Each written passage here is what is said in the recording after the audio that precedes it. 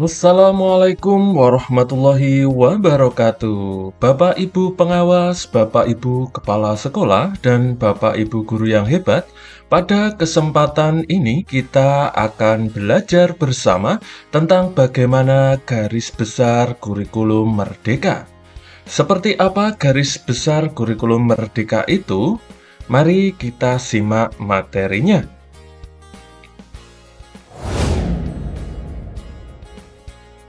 Bagaimana pembelajaran menurut Ki Hajar Dewantoro?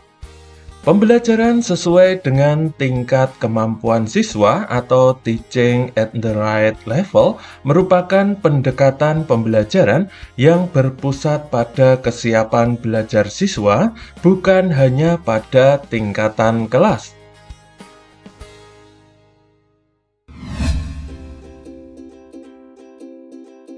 Lalu apa tujuan pendekatan pembelajaran ini? Tujuan pendekatan pembelajaran ini adalah sebagai pemenuhan hak siswa mendapatkan pembelajaran yang dapat memunculkan dan menguatkan potensinya sesuai tujuan filosofi pembelajaran Ki Hajar Dewantoro. Kemudian dapat memberikan waktu yang cukup untuk siswa membangun dan meningkatkan kompetensi numerasi dan literasi. Juga sebagai bentuk implementasi filosofi belajar Ki Hajar Dewantoro yang berpusat pada siswa. Tujuan selanjutnya yaitu agar setiap siswa mencapai tujuan pembelajaran yang diharapkan.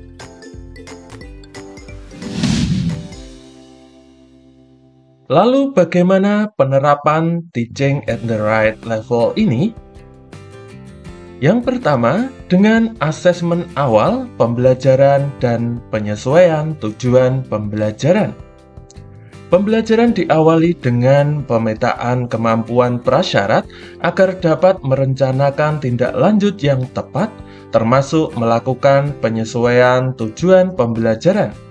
Kemajuan hasil belajar selanjutnya dilakukan secara berkelanjutan melalui asesmen formatif.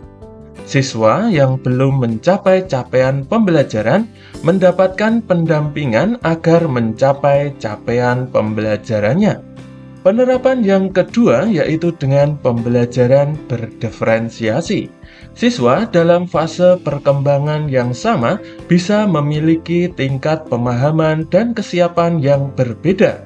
Karena itu, pada model pembelajaran ini, cara dan model pembelajaran divariasikan berdasarkan tingkat pemahaman dan kesiapan siswa.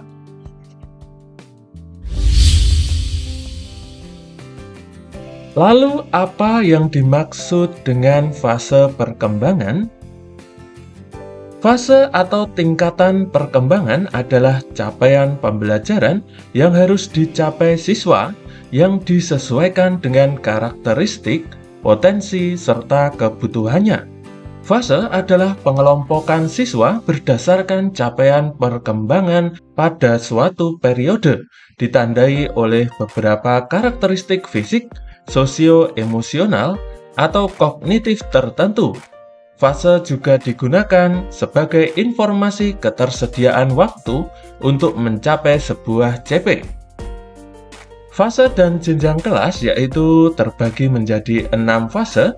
Fase A untuk SD kelas 1 dan kelas 2, fase B untuk SD kelas 3 dan kelas 4, fase C untuk SD kelas 5 dan 6, fase D untuk SMP atau MTS kelas 7 sampai kelas 9, fase E untuk SMA, MA, SMK, MAK kelas 10, kemudian fase F untuk SMA, MA, SMK, MAK kelas 11 dan kelas 12.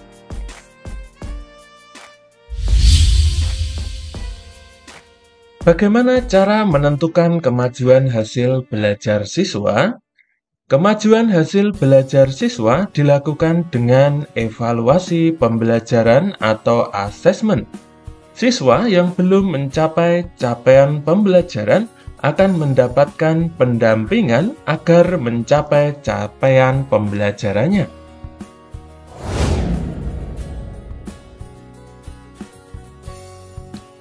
Kemudian bagaimana tahapan pelaksanaan pembelajaran dan asesmen? Tahapan pelaksanaan pembelajaran dan asesmen dimulai dengan perencanaan pelaksanaan pembelajaran. Guru menyusun rencana pelaksanaan pembelajaran yang mencakup rencana asesmen formatif yang akan dilakukan di awal pembelajaran dan selama pembelajaran berlangsung, serta asesmen sumatif di akhir pembelajaran. Langkah selanjutnya yaitu melakukan asesmen formatif awal pembelajaran.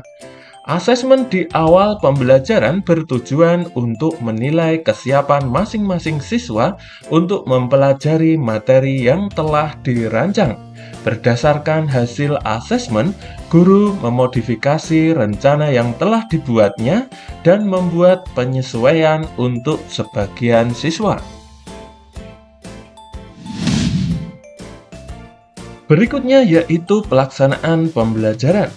Di tahap ini, guru melakukan pembelajaran dan memonitor kemajuan belajar siswa secara berkala dengan menggunakan berbagai metode asesmen formatif. Langkah selanjutnya yaitu melaksanakan asesmen sumatif di akhir pembelajaran. Guru melaksanakan asesmen di akhir pembelajaran untuk mengetahui ketercapaian tujuan pembelajaran. Asesmen ini juga bisa digunakan sebagai asesmen awal pada pembelajaran berikutnya.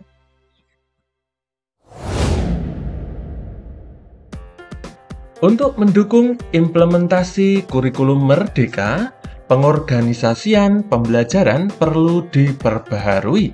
Salah satu caranya adalah dengan mengatur pembagian kewenangan antara pemerintah pusat dan satuan pendidikan.